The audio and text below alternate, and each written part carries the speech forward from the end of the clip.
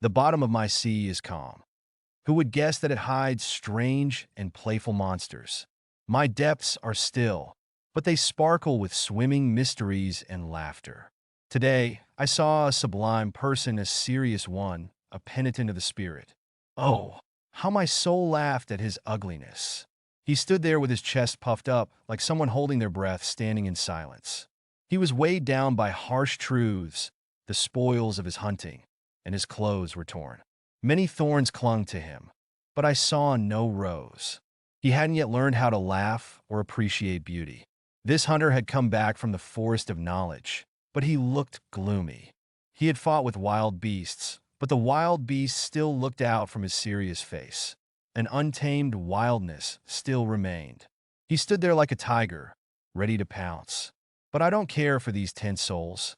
I'm not drawn to people who are so caught up in themselves. You tell me, friends, that there's no disputing taste? But all of life is a dispute about taste.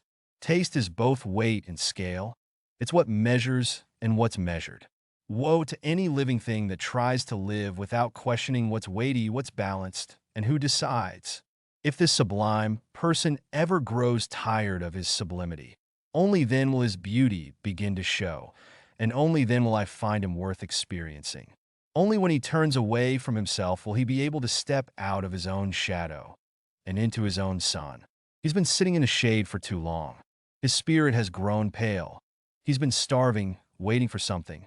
There's still contempt in his eyes and disgust in his mouth. Yes, he's resting now, but he hasn't yet found peace in the sunlight. He should be like the ox. His happiness should be rooted in the earth, not in contempt for it.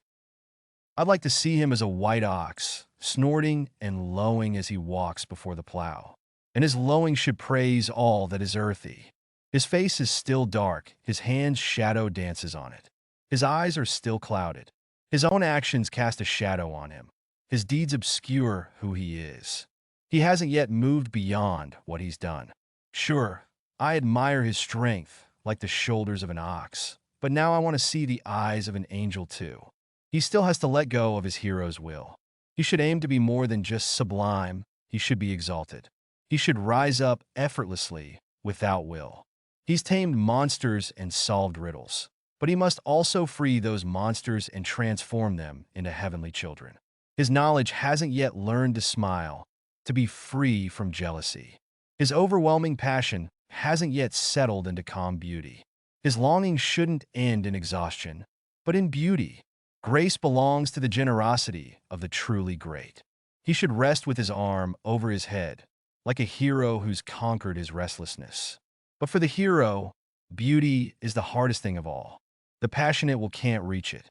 A little more or a little less, that's a lot when it comes to beauty. It's everything. To stand with relaxed muscles, without straining your will, that's the hardest thing for all of you sublime ones. When power becomes gracious and descends into the visible, that's what I call beauty. And I expect no one to show beauty more than you, powerful one.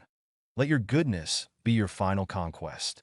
I credit all evil to you, so I desire goodness from you. I've often laughed at the weaklings who think they're good just because they're too crippled to do harm. You should strive to be like the pillar. It grows more beautiful and graceful the higher it rises, but inside it becomes harder and more supportive. Yes, you sublime one day you will be beautiful, and you'll see your beauty reflected in a mirror. Then your soul will tremble with divine desires, and even in your vanity, there will be something worthy of worship. For this is the secret of the soul. When the hero leaves it, only then does the superhero appear in dreams. Thus spoke Zarathustra,